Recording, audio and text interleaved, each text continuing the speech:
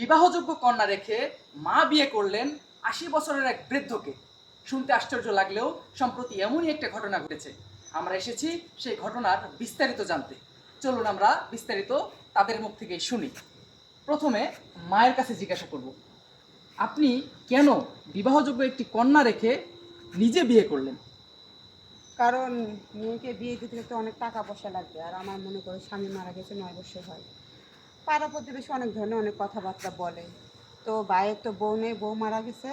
তো সে বললো যে তোমার মেয়েকে বিয়ে দিতে যত টাকা পয়সা লাগে আমি দেবো, আর আমাদের খাওয়া পড়া থাকার কোনো সমস্যা হবে না।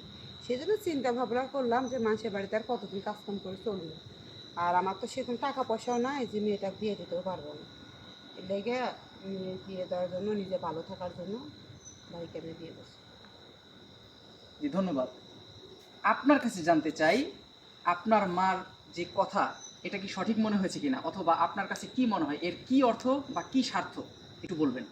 জি, আমার মনে হয় আম্মু যা করছে ঠিকই করছে। কারণ হচ্ছে আমার তো বাবা নেই, আমার তো মাথার উপর একজন ছায়া দরকার, তাই না? তো এই জন্য আমার মনে হয় যে আম্মু যে সিদ্ধান্ত নিছে মানে আমার জন্য বা আমাদের জন্য ভালোর জন্য নিছে। আপনি কি বুঝতে পারছেন সমাজ বাঁকা দৃষ্টিতে দেখবে আপনাকে? সমাজ তো অনেক কথাই বলবে, কিন্তু সমাজ তো আমরা যদি 2 দিন না খেয়ে থাকি সমাজ তো আর আমাদের খাওয়াবে না, তাই না? তো সমাজের কথা শুনলে তো আর কাজ হবে না। এখন নিজের ভবিষ্যৎ আপনি কিভাবে দেখছেন? আমার ভবিষ্যৎ বলতে আমার আম্মু যা ঠিক করবে তাই। আপনি আপনার মেয়ের ভবিষ্যৎটা না ভেবে কেন আপনি এই রকম একটা সিদ্ধান্ত নিলেন? এই যে বললাম যে মেয়েকে বিয়ে দিতে গেলে অনেক টাকা পয়সা লাগবে, এত টাকা পয়সা তো আমার কাছে নেই, আর আমি এটা চিন্তা ভাবনা করতেছি। আর এই বয়সে তো আমার সেরকম কেউ বিয়ে করবে না, আর আমি তো আমার মতো বয়সের ছেলে পাবো না। সেজন্য চিন্তা ভাবনা করতেছি, ওনার বউ নেই, ছেলে মেয়ে আছে, তাদের বিয়ে হয়ে গেছে। আমি যদি এখন তার সঙ্গে বিয়ে বসে সংসার করি, ভবিষ্যৎ আমার মেয়ের ভবিষ্যৎ আমি কিছু করে দিতে পারবো, বিয়ের সাথে দিতে পারবো, টাকা পয়সার কোনো সমস্যা হবে না। আর আমি বিয়ে করে সংসারে ভালো আছি। দর্শক, যুক্তি, এটা একটা যুক্তি। আমরা এখন কথা বলবো এই নবদুলার সাথে, দেখি উনি কি বলে।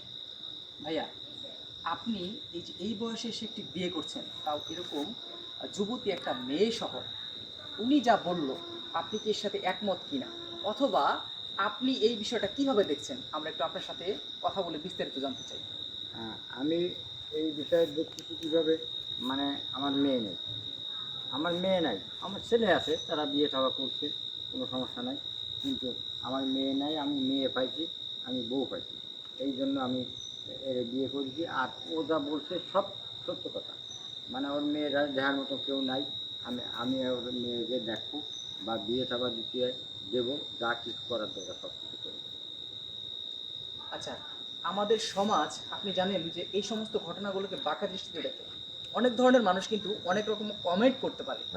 এই বিষয়গুলো নিয়ে আপনি, যারা এই ঘটনা এই মুহূর্তে দেখতেছে বা যারা এই ঘটনাগুলো জানে, তাদের উদ্দেশ্যে আসলে কিছু বলেন আপনি। তাদের উদ্দেশ্য বলবো যে একটা গরিব মানুষের মেয়ে আমি বিয়ে করেছি, আবার তার একটা মেয়ে আছে। এই মেয়েটারে আমি বিয়ে, মানে আমার নিজের মেয়ের মতন দেখবো। এই আপনারা এ নিয়ে কোনো বাঁকা চোখে দেখবেন না, মানে এটা বাঁকা চোখে দেখলেও আমার করার কিছু নেই। মানে আমি কে খাইও না, কে করিও না, আমার টাকা পয়সা আছে, আমি মেয়েটারে ঠিক মতন জায়গায় বিয়ে দেবো। আর যদি এখনও স্কুলে যায়, পড়াশুনো করে, যদি পড়তে চায় তাও পড়াবো, এই আমার কথা। আর আমার যে স্ত্রী পাইছি, আমার স্ত্রীও খুব ভালো, আমার পাশের বাড়ি, আমি অনেক দিন ধরে পরে চিনি, কোনো সমস্যা হবে না।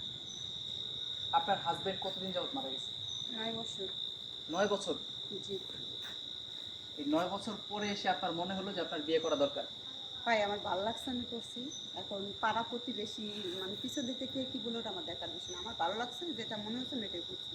আমার পক্ষে মনে হয় আমি এটা ভালো কাজটাই করছি, আমি খারাপ কিছু করিনি। দর্শক, সম্ভবত তিনি একজন প্রতিবেশী। আমি একটু ইনার সাথে কথা বলবো, ইনি এই ঘটনাকে কিভাবে দেখছেন। ভাইয়া, আমার কাছে মনে হলো যে এটা একটা নতুন ঘটনা, আমরা একটা নতুন ঘটনার সাক্ষী হইলাম। আপনি এই ঘটনাটা কিভাবে দেখছেন, একটু বলবেন?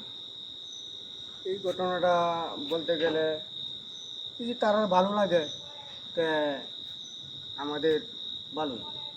যদি এখন কথা হইলো অনেকে মানে খারাপ দৃষ্টিতে দেখবে, এটা দেখার স্বাভাবিক কথা। এই তবে সবদিকে ভালো, বিয়ে করছে ভালো হয়েছে তারা